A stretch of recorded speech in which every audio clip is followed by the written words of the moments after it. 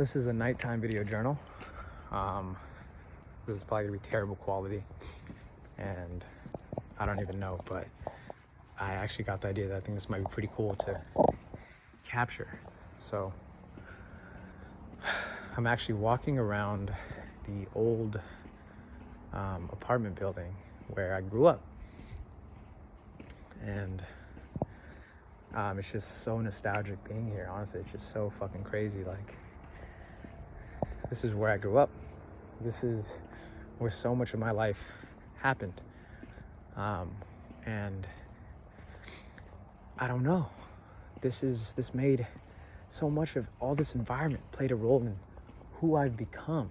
Every little crack in the ground, every little crevice, every little plant, every little creek, and it's just crazy that it's like still all here, just like this. And I don't know. I'm at a loss for words. I feel so overwhelmed with nostalgia, sort of just passing through these places, and it's like each thing I'm seeing, no matter how little, just reminds me of a point in time in my life and where I was during that time. And I just feel so much love for younger Mylan.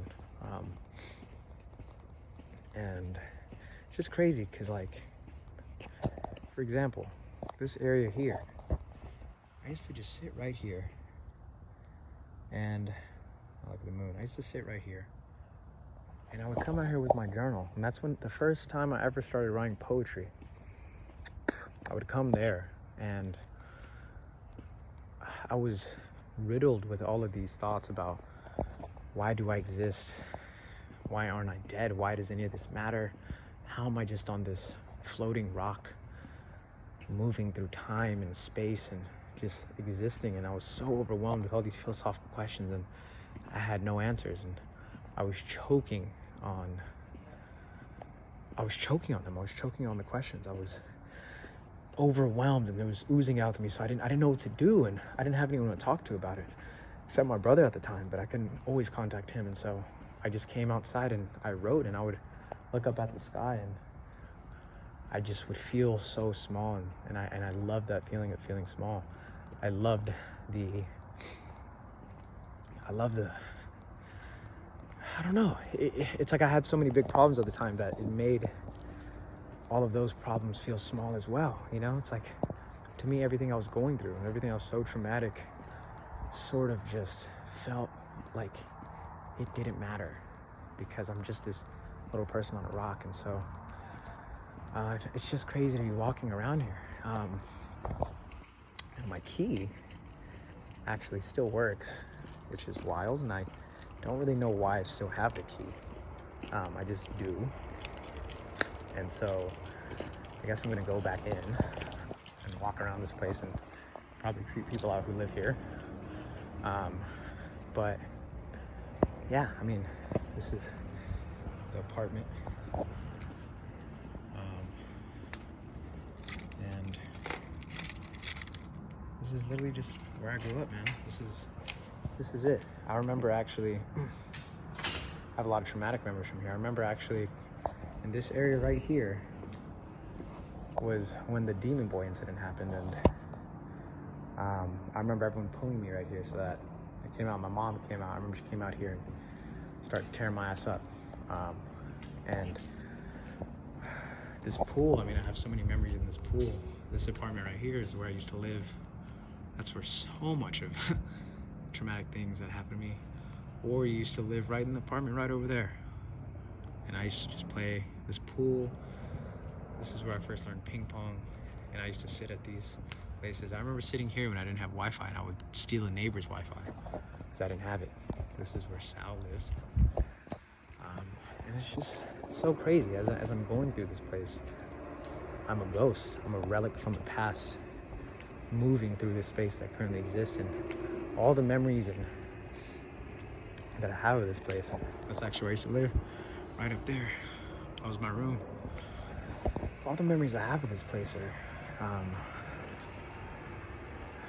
they go with me, and it's all that really remains of the past that used to exist here. And I have so many memories of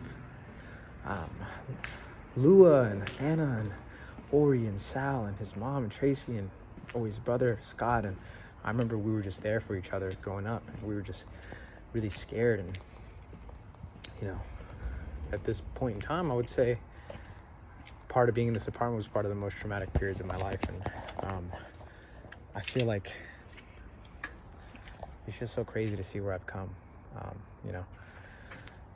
It's so crazy to sort of just, I don't know, I feel like my brain can't really wrap around it. I guess I'm not really saying much in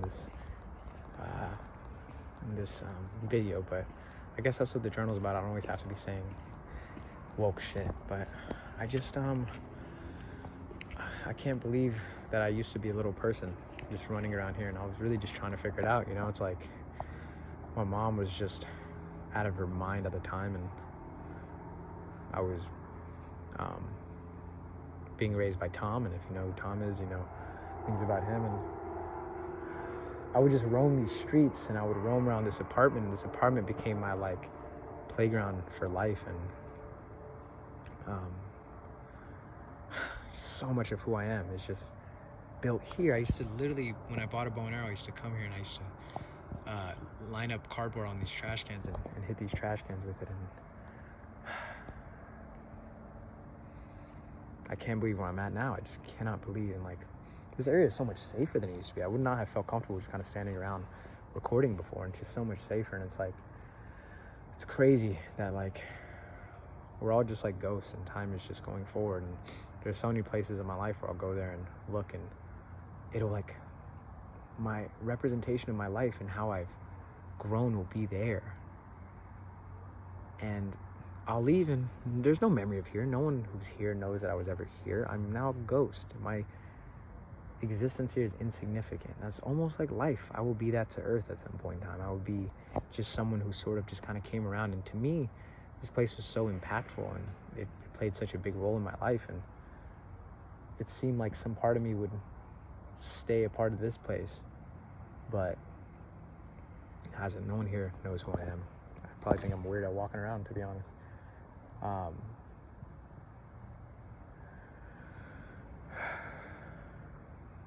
I just have so much nostalgia and so much love for little Mylan, and I just wonder if he ever knew that he would be walking around this apartment again when he was older,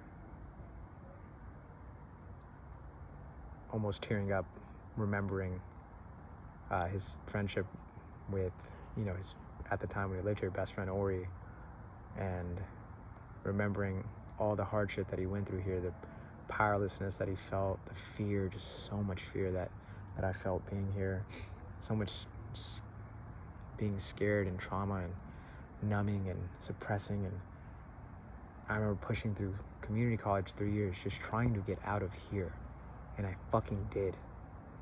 And I fucking did do it. I got out of this fucking place. I'm not gonna say by myself, because my friends really did help me, but a lot of that shit was on me. I could have just stayed trapped here, but I fucking escaped. And I don't even know if this place represents a good place or a bad place for me. It almost, I guess, represents a combination of both. But I just don't think I could have believed that I would be walking around this place, tearing up about the past, living in San Diego, having the friends that I have, the relationships I have, the understanding that I now have about things, which is, still don't understand a lot, but I just understand so much more than I did then. And I was just so scared things wouldn't work out, and here I am, currently in the phases of applying for a PhD, clinical psychology. I'm going to be presenting at a conference in New York in a couple weeks for research that I'm doing related to anxiety and depression. I have my own room in a beautiful place in San Diego. I have friends who care about me. I have friends who I can talk to about the existence of reality every day, and I don't get made fun of for it. It's something that I'm actually valued for.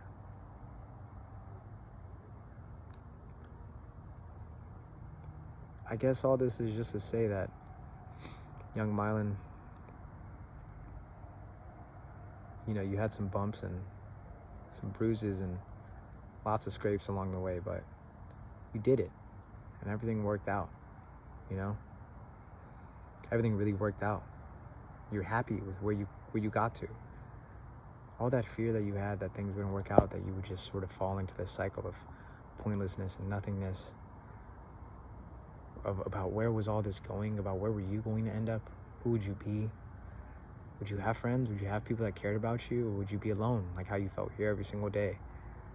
Would you actually do something with, you were here getting D's and F's in all of your classes and smoking weed and tagging and getting in trouble was every day, coming home drunk or high out of your mind, not wanting to feel the pain of being here, being trapped here in the situation you're in.